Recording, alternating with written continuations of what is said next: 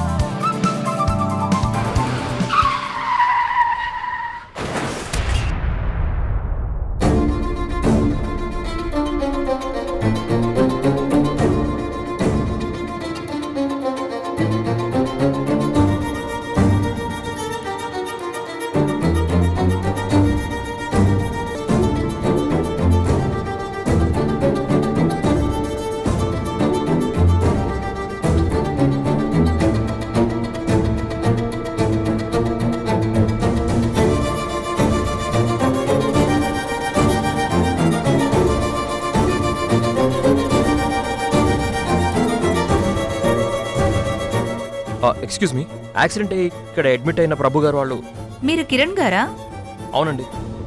Accident లో గాయపడిన ప్రభుని, అతని కుటుంబాన్ని ఇక్కడికి తీసుకుని వచ్చాక ఆయన మొబైల్లో రీసెంట్ డయల్ లిస్ట్ లో మీ పేరు చూసి మిమ్మల్ని కాంటాక్ట్ చేశాం. ఇప్పుడు వాళ్ళ సిచ్యువేషన్ ఎలా ఉంది డాక్టర్? బాబు ప్రభు గారి పరిస్థితి ఓకే, కానీ సునంద గారి పరిస్థితే క్రిటికల్ గా ఉంది. వాళ్ళు ఇప్పుడు ఏ వార్డులో ఉన్నారు? నేను వెళ్ళి చూడొచ్చా?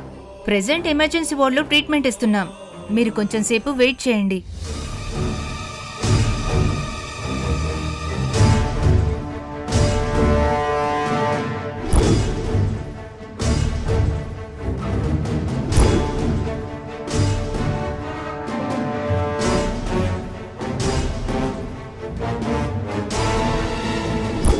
కిరణ్ చెప్పరా.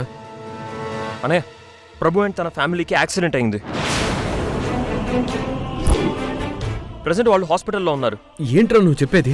అవునన్నయ్య, నువ్వు వెంటనే హాస్పిటల్కి రావాలి. నేను ఇప్పుడే బయలుదేరుతున్నాను.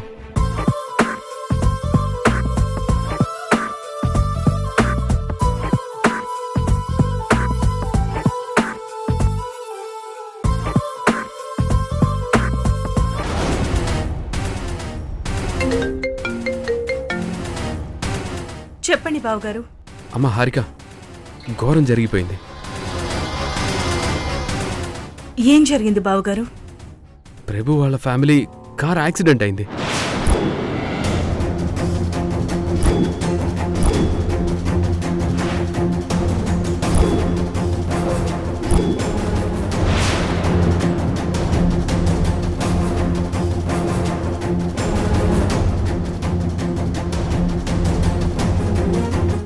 తరుణ్, అత్తయ్య, మావయ్య, ఉషా. ఏమైంది హారిక? ఏమైంది హారిక?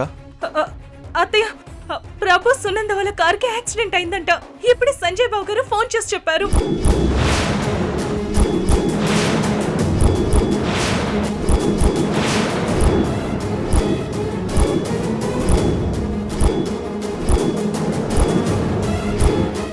ఆ కారులోని మురారి కూడా ఉన్నాడంట.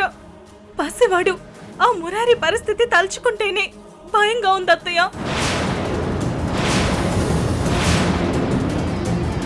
అసలు ఇదంతా ఎప్పుడు జరిగింది, ఎలా జరిగింది, ఎక్కడ జరిగింది?